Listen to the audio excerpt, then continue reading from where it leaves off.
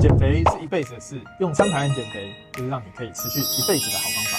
如果要控制饮食呢，我会建议用这种食材图示的盘子。我们可以依照这个餐盘的图示，先夹满1半以上的蔬菜水果，然后呢，右下方蛋白质的部分，我们可以加大豆、鸡肉、鱼肉这些少油的蛋白质。那左下方呢，这些碳水化合物，我们可以吃糙米饭、燕麦、地瓜这种好的原型碳水。